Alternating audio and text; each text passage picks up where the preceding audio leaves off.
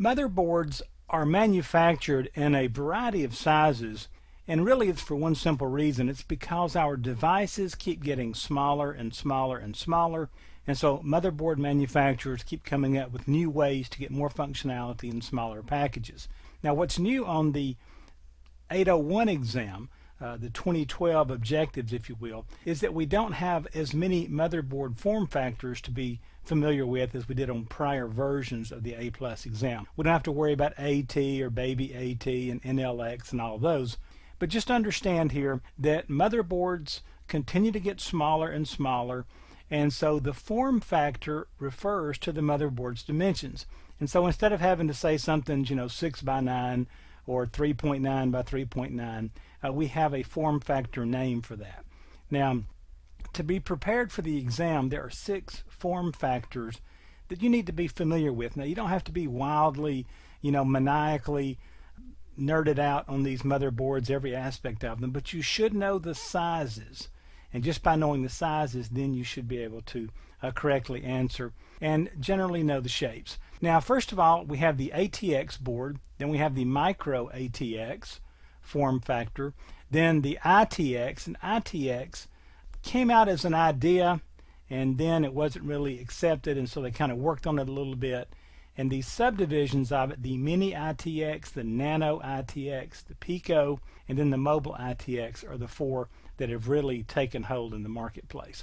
So let's just kind of get into these. First of all, the ATX, the Advanced Technology Extended Board, and you can see a picture of it here, and you can tell that it's kind of rectangular. And the idea here is on all of these, they move expansion slots and memory around. They want to get them away from the CPU, or they want to make sure that airflow gets cool air across the CPU and doesn't heat up the memory and doesn't heat up the expansion slots and all that. So motherboards are a lot more technology than what you would think when you first look at them. It even gets down to airflow when the fan's running. So the ATX was designed by Intel in 1995. It accommodated the Pentium 2 processor.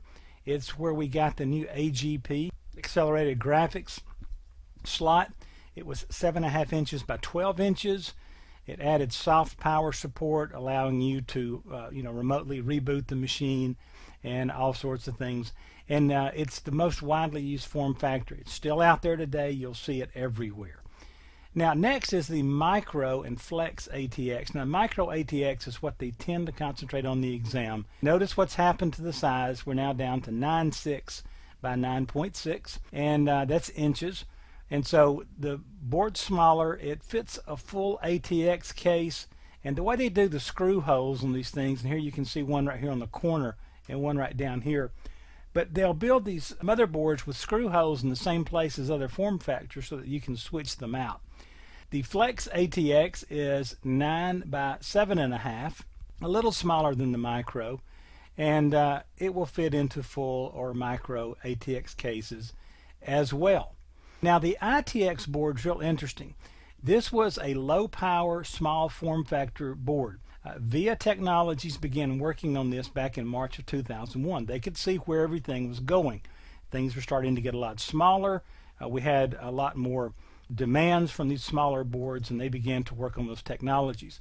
Now, the original ITX was never adopted by manufacturers, and so they kept working on it, reinventing the mousetrap, if you will. And the mini ITX was developed by them, notice, in October of that year, after the original ITX came out in March of 2001. And this one got a big customer response. It wasn't quite as warmly received by manufacturers, but customers really liked it, and of course that convinced manufacturers that they needed to be using this.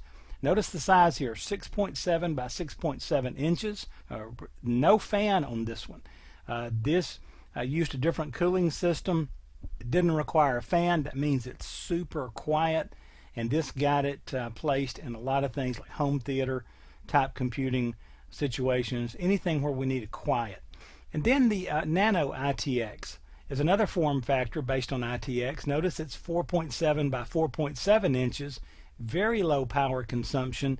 This is used in DVR, set-top boxes for cable systems, PCs and cars. If you notice, we're starting to get touch screens and GPS screens and stuff in cars now. So the Nano ITX is what's happening there. The Pico ITX, notice 3.9 by 2.8 inches. And then the Mobile ITX, notice this is pretty wild, 2.9 by 2.9 inches. So make sure you're familiar with the sizes of those and just watch for questions about form factors that have to do with size or that require certain size motherboards, and you should be able to navigate those exams. I would memorize the form factor name, the size, and you might want to, just maybe memorize a couple of things about what some of these are used for. Now I've got some photos here for you.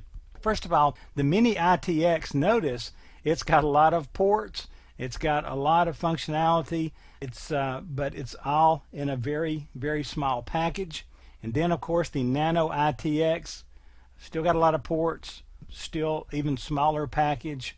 And then of course the Pico ITX, notice what's happened to it here. And notice you've got a graphics connection here, you've got a network connectivity here, lots of things going on here. And then the Mobile ITX, get a load of that, really small technology. That is a motherboard, okay?